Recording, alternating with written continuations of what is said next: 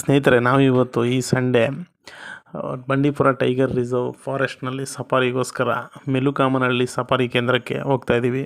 ಬನ್ನಿ, ಅಲ್ಲಿನ ಜರ್ನಿ ಯಾವ ರೀತಿ ಇರುತ್ತೆ ಅಂತ ನಾನು ನಿಮಗೆ ತೋರಿಸ್ಕೊಡ್ತೀನಿ.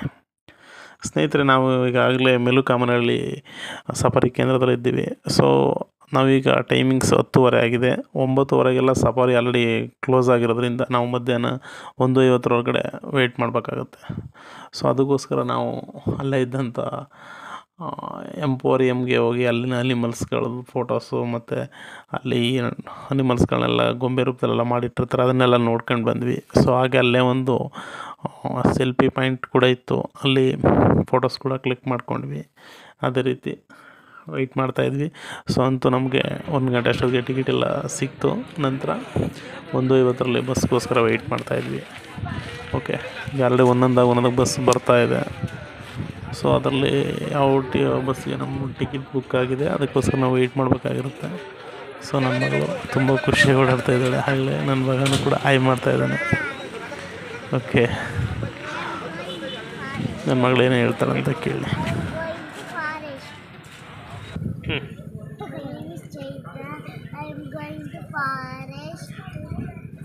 On safari. ಅವಳು ತುಂಬ ಖುಷಿಯಾಗಿದ್ದಾಳೆ, ಯಾಕಂದರೆ ಫಸ್ಟ್ ಟೈಮ್ ಅವಳನ್ನ ಈ ರೀತಿ ಸಫಾರಿ ಕರ್ಕೊಬರ್ತಾ ಇರೋದು. ಸೊ ಅದರಿಂದ ಅವಳಿಗೆ ಯಾವಾಗ ನಾವು ಫಾರೆಸ್ಟ್ ಒಳಗಡೆ ಹೋಗ್ತೀವಿ ಅಂತ ವೆಯ್ಟ್ ಮಾಡ್ತಾ ಇದ್ದಾಳೆ. ಅವಳು ಯಾವುದೇ ಬಸ್ ಬಂದರೂ ನಮ್ಮ ಬಸ್ಸೇ ಇದು ಅಂತ ತೋರಿಸ್ತಾ ಇದ್ದಾಳೆ. ಓಕೆ, ನಮಗೆ ಏನು ಬುಕ್ಕಿಂಗ್ ಆಗಿರೋಂಥ ಬಸ್ ಇನ್ನೂ ಬಂದಿಲ್ಲ. ಓಕೆ, ಇದೇ ಬಸ್ಸು ನಮ್ಗೆ ಬುಕ್ಕಿಂಗ್ ಆಗಿರೋ ಬಸ್ಸು ಇದು ಬರ್ತಾಯಿದೆ ಇವಾಗ. ಓಕೆ, ಬಸ್ ಅಂತೂ ತುಂಬ ಚೆನ್ನಾಗಿದೆ, ಕಂಫರ್ಟಬಲ್ ಆಗಿದೆ, ತುಂಬ ಇಷ್ಟ ಆಯಿತು ಬಸ್ ನಮಗೆ ಇದು. ಸೊ ನಾವಿವಾಗ ಬಸ್ ಹೋಗ್ತಾಯಿದ್ದೀವಿ. ಸೊ ಟಿಕೆಟ್ನಲ್ಲೇ ಸೀಟ್ ನಂಬರು ಕೂಡ ಪ್ರಿಂಟ್ ಆಗಿರೋದ್ರಿಂದ ಇಲ್ಲಿ ಟಿಕೆಟ್ಗೋಸ್ಕರ ಯಾರು ಕಿತ್ತೋಣ ಅಂತ ಅವಶ್ಯಕತೆ ಇಲ್ಲ. ಸೊ ನಮಗೆ 9 ಮತ್ತು 10ನೇ ಸೀಟು ಬುಕ್ ಆಗಿರೋದ್ರಿಂದ ಆರಾಮಾಗಿ ನಾವು ಜರ್ನಿ ಮಾಡ್ಬೋದು ಅಂದ್ಕೊಂಡ್ವಿ. ಆದರೆ ಇಬ್ಬರು ಮಾತ್ರ 10-12ರಲ್ಲಿ ಹೋಗಿ ಕೂತ್ಬಿಟ್ಟಿದ್ರು. ಸೊ ನೆಕ್ಸ್ಟ್ ಪ್ಯಾಸೆಂಜರ್ ಬಂದಾಗ ಅವ್ರನ್ನ ಮುಂದೆ ಕಳಿಸ್ತಾರೆ. ಓಕೆ, ಬಸ್ ಹೊರಡುತ್ತೆ. ಅವರು ಮುಂದೆ ಬನ್ನಿ ಅಂದರು, ಬರ್ತಾಯಿಲ್ಲ, ಇಬ್ಬರು ಹಠ ಮಾಡ್ತಾಯಿದ್ದಾರೆ. ಸೊ ಮುಂದೆ ಕರ್ಕೋಬೇಕು. ಓಕೆ, ಮತ್ತು ಇವಾಗ ಬಸ್ಸು ಹೊರಡ್ತಾ ಇದೆ. ಓಕೆ ಸ್ನೇಹಿತರೆ, ಇಲ್ಲಿಂದ 7 ಕಿಲೋಮೀಟ್ರು ಅಂದರೆ ಮಾಮೂಲಿ ಮೇನ್ ರೋಡಲ್ಲೇ ಹೋಗ್ಬಿಟ್ಟು ಅಲ್ಲಿಂದ ಫಾರೆಸ್ಟ್ ಒಳಗಡೆ ಹೋಗ್ಬೇಕಾಗುತ್ತೆ. ರೋಡ್ಸ್ ಅಂತೂ ತುಂಬ ಚೆನ್ನಾಗಿದೆ. ಇದು ಹುಲಿಗೆ ಫೇಮಸ್ ಆದಂತಹ ಕಾಡಾದ್ರಿಂದ ಅಲ್ಲಿ 110ಕ್ಕಿಂತ ಹೆಚ್ಚಿನ ಹುಲಿಗಳು ಹಾಗೂ 10,000ಕ್ಕಿಂತ ಹೆಚ್ಚಿನ ಜಿಂಕೆಗಳು ಇದೆ ಅನ್ನೋದು ಸರ್ವೆ ಪ್ರಕಾರ ಗೊತ್ತಾಗುತ್ತೆ. ನೋಡೋಣ, ನಮಗೆಲ್ಲಿ ಆದರೂ ಹುಲಿ ಕಾಣಿಸುತ್ತೋ ಏನೋ ಅಂತ ನೋಡೋಣ. ಓಕೆ, ಮಕ್ಕಳು ಹಾಯ್ ಮಾಡ್ತಾಯಿದ್ದಾರೆ. ಈಗ ಅವ್ರು ತುಂಬ ಖುಷಿ ಇದ್ದಾರೆ, ಅವ್ರ ಖುಷಿಯೆಲ್ಲ ಮುಖದಲ್ಲೇ ಕಾಣ್ತಾ ಇದೆ. ಓಕೆ, ಆ ಬಸ್ಸಿಗೆ ಆಲ್ರೆಡಿ ಹೊರಟಿರೋದ್ರಿಂದ ನಾವು ಅದೇ ಮುಂದೆ ಜರ್ನಿ ನೋಡ್ಕೊಂಡು ಹೋಗೋಣ. ಓಕೆ, ಇದು ಮುಂದೆ ಹೋಗ್ತಾ 1 ವೇ ಆಗುತ್ತೆ. ಅಲ್ಲಿ ಬೆಟ್ಟಗಳನ್ನೆಲ್ಲ ಹತ್ತಿ ಹೋಗ್ಬೇಕಾಗತ್ತೆ. ತುಂಬ ಚೆನ್ನಾಗಿದೆ ಬೈ ರೋಡ್ ಹೋಗೋದು. ಇದು ಯಾವುದೋ ಒಂದು ನಾವು ಬೆಟ್ಟಕ್ಕೆ ಹೋಗ್ತಾಯಿದ್ದೀವಿ ಅನ್ನೋ ಫೀಲ್ ಆಗುತ್ತೆ. ಸೊ ಮತ್ತು ಕ್ರಾಸ್ಗಳೆಲ್ಲ ಬಸ್ ಹೋಗೋದು ತುಂಬ ಚೆನ್ನಾಗಿ ಕಾಣುತ್ತೆ. ವ್ಯೂ ಪಾಯಿಂಟ್ ಕೂಡ ತುಂಬ ಚೆನ್ನಾಗಿದೆ. ಈ ಹಸಿರಿನ ಮಧ್ಯೆ ಟ್ರಾವೆಲ್ ಮಾಡೋದು ಒಳ್ಳೆ ಫೀಲಿಂಗ್ಸ್ ಕೊಡುತ್ತೆ. ನೋಡಿ, ಕ್ರಾಸ್ ಮಾಡುವಾಗ ತುಂಬ ಏನು ಫೀಲಿಂಗ್ಸ್ ಇರುತ್ತೆ ಅಂದರೆ ತುಂಬ ಚೆನ್ನಾಗಿರುತ್ತೆ, ಅದ್ಭುತ.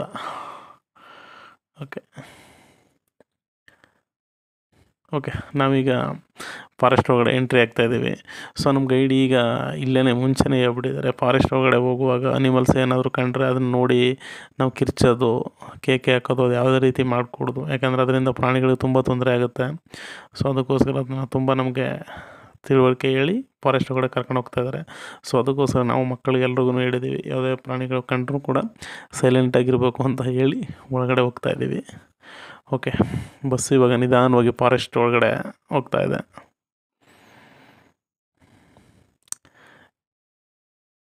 ನೋಡಿ, ಈಗ ಮೊದಲಿಗೆ ಜಿಂಕೆಗಳ ಹಿಂಡೆ ನಮ್ಮ ಕಣ್ಣಿಗೆ ಕಾಣ್ತಾ ಇದೆ. ಅದು 1-2 ಇರೋದಿಲ್ಲ ಬಿಡಿ, ಯಾವಾಗಲೂ 20, 30, 50 ಈ ರೀತಿಯೇ ಜಿಂಕೆಗಳ ಹಿಂಡೆ ಇರುತ್ತೆ ಒಂದೇ ಕಡೆ. ಸೊ ಅದರ ಆಹಾರನ ಹುಡ್ಕೊಂಡು ತಿಂತಾ ಇರ್ತವೆ.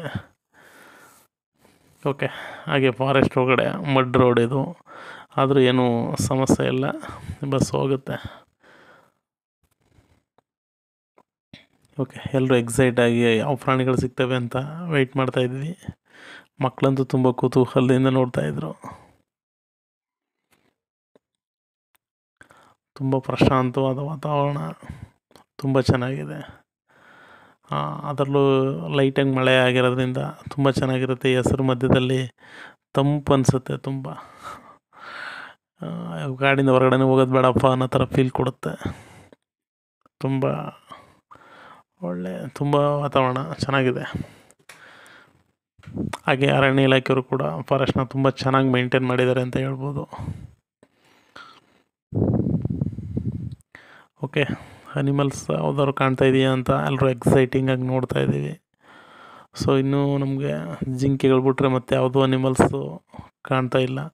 ಸೊ ಅದಕ್ಕೆ ಅಂತ ಪ್ರಾಣಿಗಳಿಗೆ ಯಾವಾಗ ಹೊರಗಡೆ ಬರಬೇಕು ಅಂತ ಅನಿಸುತ್ತೋ ಅವಾಗ ಬರ್ತವೆ. ಸೊ ಯಾರೋ ಒಬ್ಬ ಪ್ಯಾಸೆಂಜರ್ ಬಂದಿದ್ದಾರೆ ಅಂತ ಕಾರಣಕ್ಕೆ ಬರಲ್ಲ, ಅವರು ಟೂರಿಸ್ಟ್ ಬಂದಿದ್ದಾರೆ ಟ್ರಾವೆಲ್ಸ್ ಬರಲ್ಲ, ಆ ಥರ ಅಲ್ಲ. ಸೊ ಅದು ಬಂದಾಗ ನಮ್ಮ ಕಣ್ಣಿಗೆ ಸಿಕ್ಕಿದ್ರೆ ಅದು ನಮ್ಮ ಲಕ್ ಅಷ್ಟೇ.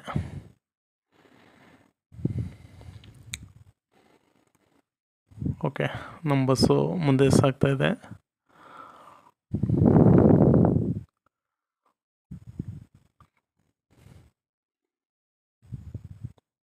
ಓಕೆ, ಯಾವುದೋ ಅನಿಮಲ್ಸು ನಮ್ಮ ಕಣ್ಣಿಗೆ ಓಕೆ, ಇವಾಗ ಕಾಡೆಮ್ಮೆಗಳು ಬಂದು ನಮ್ಮ ಕಣ್ಣಿಗೆ ಕಾಣಿಸ್ತಾ ಇದೆ. ಓಕೆ, ಟೋಟಲ್ 5 ಕಾಡೆಮ್ಮೆ ಇದ್ದಂಗೆ ಕಾಣಿಸ್ತಾ ಇದೆ. ಓಕೆ, 6 ಕಾಡೆಮ್ಮೆ ಇದೆ ಟೋಟಲು. ಓಕೆ, ನಮ್ಮ ಬಸ್ ಡ್ರೈವರು ಬಸ್ನ ಸ್ವಲ್ಪ ಸ್ಲೋ ಮಾಡಿ ನಿಲ್ಲಿಸಿದ್ದಾರೆ ಇವಾಗ.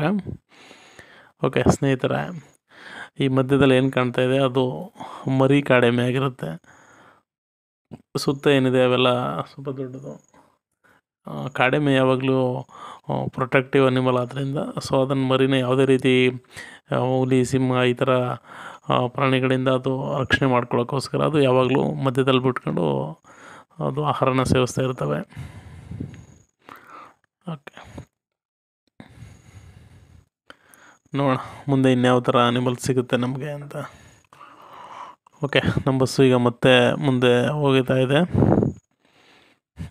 ಇವಳಂತೂ ಭಾಳ ಕ್ಯೂರಿಯಾಸಿಟಿಯಿಂದ ನೋಡ್ತಾ ಇದ್ದಾಳೆ. ಓಕೆ, ಅದೇ ರೀತಿ ನಮ್ಮ ಜರ್ನಿ ಮುಂದುವರಿತಾ ಇದೆ. ಇಲ್ಲಿ ನವಿಲು ಮತ್ತು ಸಾಂಬಗಳು ವಿಶ್ರಾಂತಿ ಪಡ್ಕೋತಾ ಇದೆ.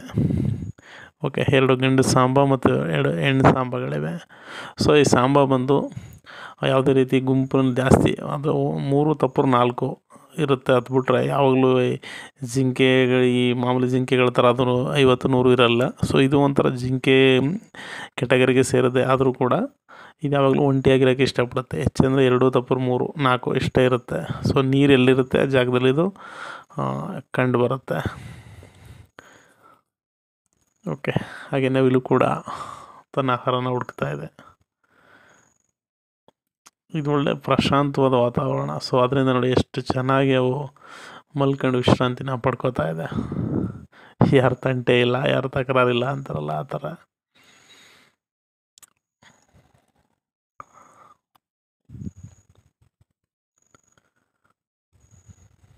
ಓಕೆ, ಮತ್ತೆ ಈಗ ನಮ್ಮ ಬಸ್ಸು ಮುಂದೆ ಸಾಗ್ತಾ ಇದೆ. ಸೊ ಮತ್ತೆ ಜಿಂಕೆಗಳು ನಮ್ಮ ಕಣ್ಣಿಗೆ ಕಾಣ್ತದೆ. ಜಿಂಕೆಗಳು ಬಿಳಿ 10,000ಕ್ಕಿಂತ ಹೆಚ್ಚಿನ ಜಿಂಕೆಗಳು ಕಾಡಲ್ಲಿರೋದ್ರಿಂದ ಈ ಹಳ್ಳಿ ಕಡೆ ದನ ಕರುಗಳು ಯಾವ ರೀತಿ ಸಿಗ್ತಾವೋ ಆ ರೀತಿ ನಮಗೆ ಮಾರ್ಗ ಮಧ್ಯೆ ಎಲ್ಲ ಫುಲ್ ಜಿಂಕೆಗಳೇ ಕಾಣುತ್ತೆ. ನೋಡಿ ಇದು ಎಷ್ಟು ನೀಟಾಗಿ ಜಿಂಕೆಗಳು ಕಾಣ್ತಾ ಇದೆ, ಎಷ್ಟು ಚೆನ್ನಾಗಿದೆ, ಅದ್ಭುತ, ಬ್ರಹ್ಮನ ಸೃಷ್ಟಿ, ತುಂಬ ಚೆನ್ನಾಗಿದೆ. ಜಿಂಕೆಗಳನ್ನ ತುಂಬ ನೋಡ್ಬೋದಾಗಿರುತ್ತೆ ನಾವಿಲ್ಲಿ. ಓಕೆ, ಅದೇ ರೀತಿ ಈಗ ನಮ್ಮ ಜರ್ನಿ ಮತ್ತೆ ಮುಂದುವರೆದಿದೆ. ಸೊ ನೋಡೋಣ ಮುಂದೆ ಇನ್ಯಾವುದೇ ರೀತಿ ಅನಿಮಲ್ಸ್ಗಳು ನಮ್ಮ ಕಣ್ಣಿಗೆ ಬೀಳ್ತೇವೆ ಅಂದ್ಬಿಟ್ಟು.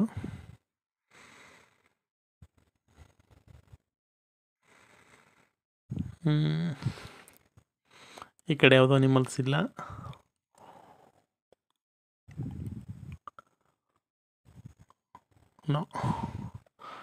ಹಾಗೆ ಈ ಫಾರೆಸ್ಟ್ನಲ್ಲಿ ಜಿಂಕೆಗಳು ತುಂಬ ಇರೋದ್ರಿಂದ ಸೊ ನಾವು ಈ ಮರ ಗುಡ್ಡಗಳು ಇರ್ತಾವಲ್ಲ.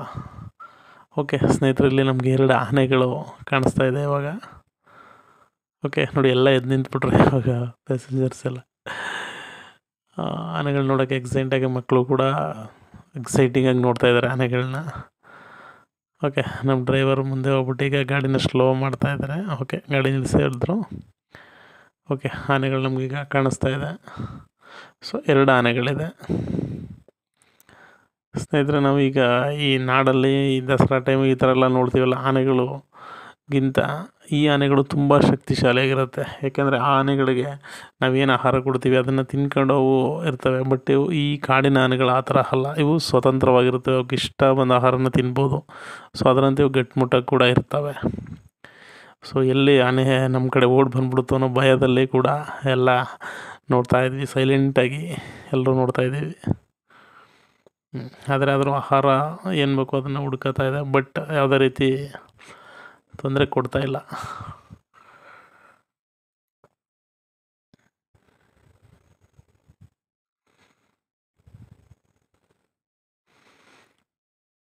ಓಕೆ, ಮತ್ತು ಈಗ ನಮ್ಮ ಬಸ್ಸು ಮುಂದೆ ಓಡ್ತಾ ಇದೆ.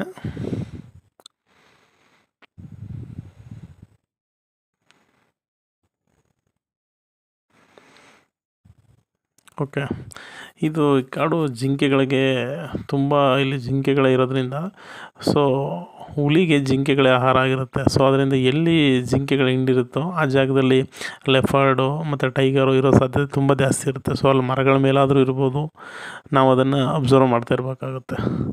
ಹಾಗೆ ನೋಡಿ, ಇಲ್ಲಿ ತುಂಬ ನೀರು ಪ್ರಾಣಿಗಳಿಗೆ ನೀರು ಕುಡಿಯೋಕ್ಕೋಸ್ಕರ ಇಲ್ಲಿಗೆ ಮಧ್ಯೆ ಬರ್ತಾ ಇರ್ತವೆ. ಅವು ತುಂಬ ದೊಡ್ಡದಾದಂತಹ ಕೆರೆ ಅಂತ ಪ್ರದೇಶ ಇದೆ ಇಲ್ಲಿ. ಓಕೆ, ಅದಕ್ಕೋಸ್ಕರ ನಾವು ಕೆರೆ ಹತ್ರ ಕೂಡ ಪ್ರಾಣಿಗಳನ್ನ ನೋಡ್ಬೋದಾಗಿರುತ್ತೆ.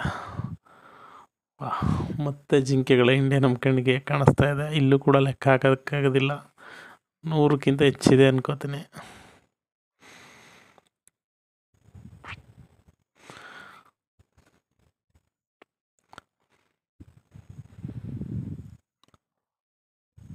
ಓಕೆ, ಎಲ್ಲೆಲ್ಲೂ ಜಿಂಕೆಗಳ ಹಿಂಡು ನಮಗೆ ಕಾಣಿಸ್ತಾ ಇದೆ.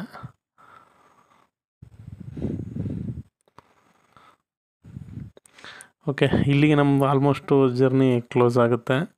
ಸೊ ನಾವು ಮತ್ತೆ ಒನ್ ವೇನಲ್ಲಿ ಮತ್ತೆ ಮೆಲುಕಾಮನಹಳ್ಳಿ ಸಫಾರಿ ಕೇಂದ್ರದ ಕಡೆ ಬರ್ತಾಯಿದ್ದೀವಿ. ಓಕೆ, ಇಲ್ಲೂ ಕೂಡ ರೋಡ್ ಸೈಡಲ್ಲೂ ನಾವು ಅನಿಮಲ್ಸ್ಗಳನ್ನ ನೋಡ್ಕೊಂಡು ಬರ್ಬೋದು. ನೋಡಿ, ಇಲ್ಲಿ ಜಿಂಕೆ ಏನು ಚೆನ್ನಾಗಿದೆ, ಎಷ್ಟು ದೊಡ್ಡದಿದೆ ಒಂದು ಜಿಂಕೆ. ವಾ, ರನ್ ಮಾಡ್ತಾಯಿದೆ ಒಂದು. ಓಕೆ, ಸೊ ಈ ರೀತಿ ಒನ್ ವೇನಲ್ಲಿ ಮತ್ತೆ ಬಂದು ನಾವೀಗ ಮೆಲುಕಾಮನಹಳ್ಳಿ ಸಫಾರಿ ಕೇಂದ್ರ ಬಂದು ತಲುಪಿದ್ವಿ. ಸೊ ಅಲ್ಲಿಂದ ನಮ್ಮ ಜರ್ನಿ ಎಂಡ್ ಆಗ್ತು. ಸೊ ಅಲ್ಲಿಂದ ನಾವು ಮನೆ ಕಡೆ ವಾಪಸ್ ಬಂದ್ವಿ. ಓಕೆ ಸ್ನೇಹಿತರೆ, ಇಲ್ಲಿವರೆಗೂ ಈ ಜರ್ನಿನ ವಾಚ್ ಮಾಡಿದ್ದಕ್ಕೆ ತುಂಬ ಧನ್ಯವಾದಗಳು. Thank you for watching.